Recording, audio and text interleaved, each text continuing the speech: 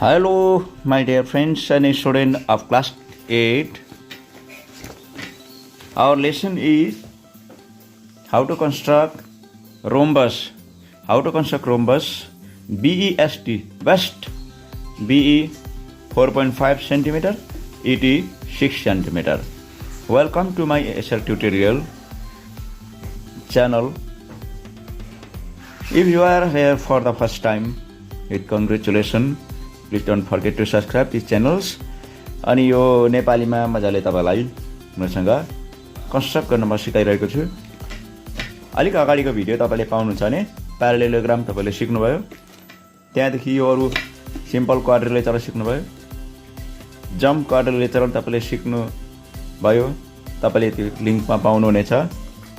र आज तपाईले सिक्नुहुनेछ रोम्बस बेस्ट, जसको इन्फर्मेसन कम्ती दिएको छ। तपाईलाई अचम्म लाग्यो होला, बहुत सजिलो छ, बहुत मजादार, ठिकै छैन? यही क्वेशन तपाईको अगाडि छ, देख्नुभयो होला। प्र्याक्टिकल ज्योमेट्रीबाट।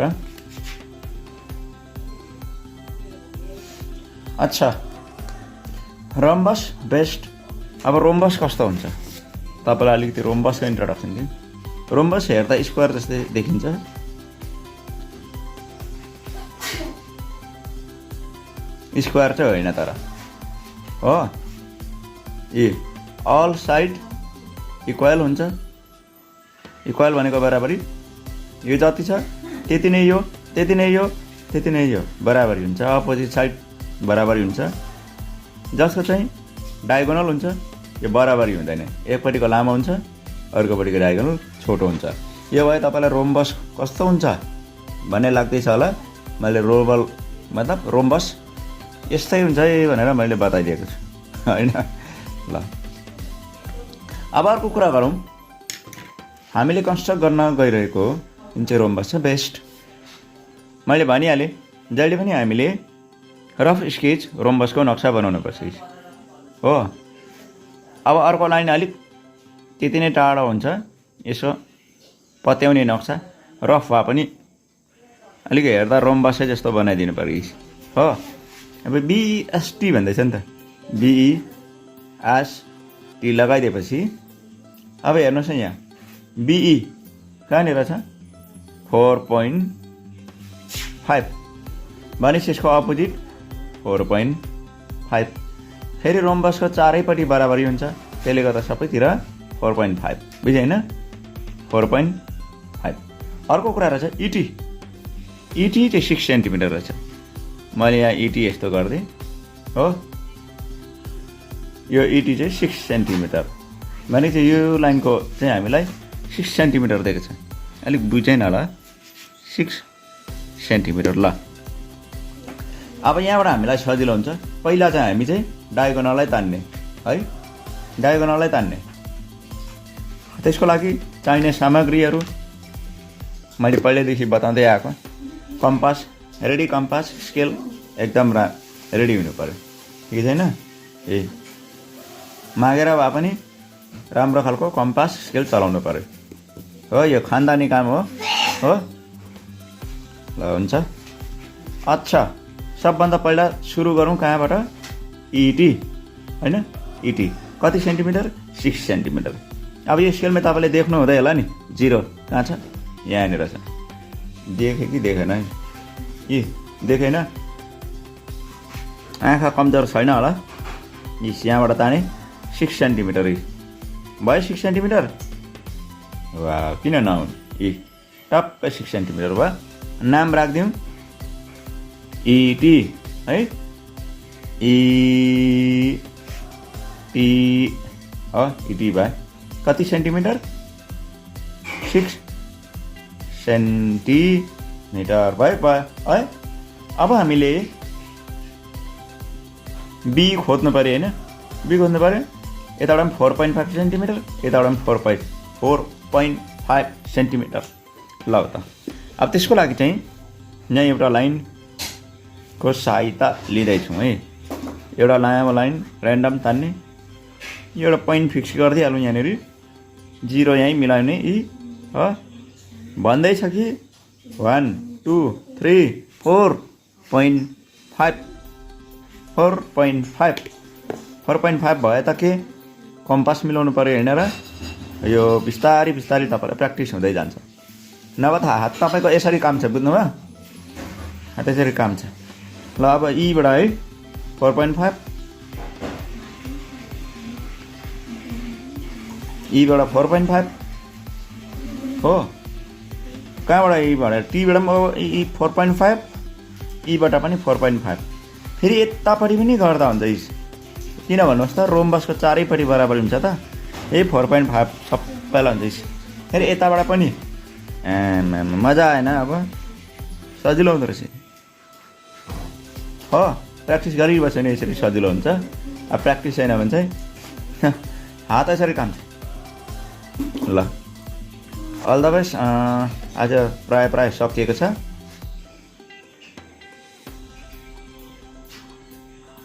अब के गर्नु पर्यो हामीले किन स्केल राम्रो चाहियो भन्दाखेरि चाहिँ अब जोडाउनु पर्यो नि त नि यो यता के पायो ईबाट माथि इटीको एकपट्टि बी अर्कोपट्टि टी ल अब भयो इटी जोइन गरिदिउँ जोइन भन्ने जोइन हो त्यहीँदेखि यो पनि जोइन यो पनि जोइन यो पनि जोइन अब हेर्नुहोस् त रोम्बस क्या दामी भयो 4.5 वाला चारैपट्टि 4.5 वाला नापेर हेर्नुहोस् ठिक छ ठिक भइहाल्यो होइन ठिक भइहालेको छ यी 4.5 रोम्बस हो स्टेपहरू पनि त लेख्नु पऱ्यो होला होइन स्टेप त लेख्नै पर्छ स्टेप अफ कन्स्ट्रक्सन ल त स्टेप अफ कन्स्ट्रक्सन लेख्दैन स्टेप्स अफ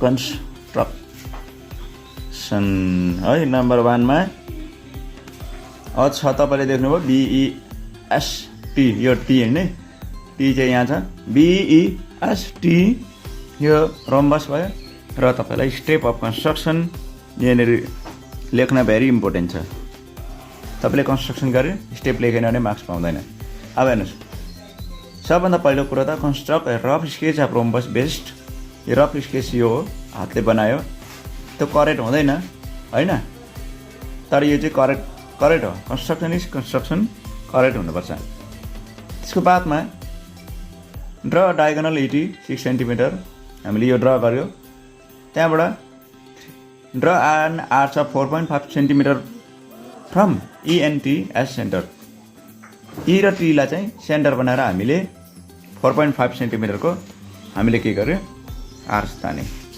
4.5 सेन्टिमिटर यता पनि 4.5 सेन्टिमिटर 4.5 सेन्टिमिटर 4.5 सेन्टिमिटर अल 4.5 सेन्टिमिटर र यहाँबाट आर्च तान्दाखेरि यो भयो यताबाट तान्दा यो भयो फेरि त्यही है यताबाट तान्दा पनि त्यति नै भयो त्यहाँदेखि चाहिँ बी र एसमा के भयो इन्टरसेक्ट भयो बी र एसमा इन्टरसेक्ट भयो हो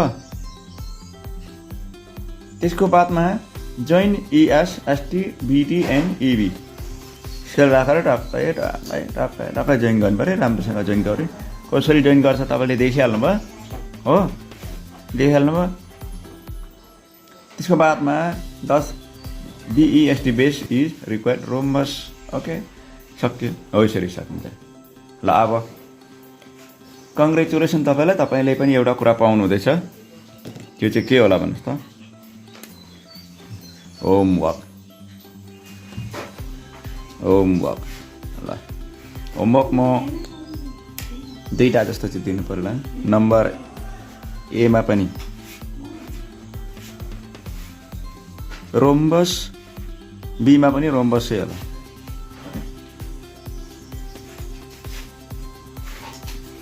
अब कति सेन्टिमिटरको त्यो चाहिँ रोम्बस बेस थियो हैन बेस्ट हुन्छ, यो तपाईँलाई होसियारपूर्वक यो होमवर्क तपाईँलाई दिएको छु। यो question number A, rhombus LEFT LE 5 centimetre, LF 7 centimetre. अर्को नम्बर बी को छ rhombus MNOP MN 6 centimetre, MO 8 centimetre. कोरेर टक्कै सबमिट गर्ने। त्यहाँदेखि चाहिँ हाम्रा नानीहरूले रोम्बस कन्स्ट्रक्ट गर्न पनि जान्यो। ल बिदा गरौँ है।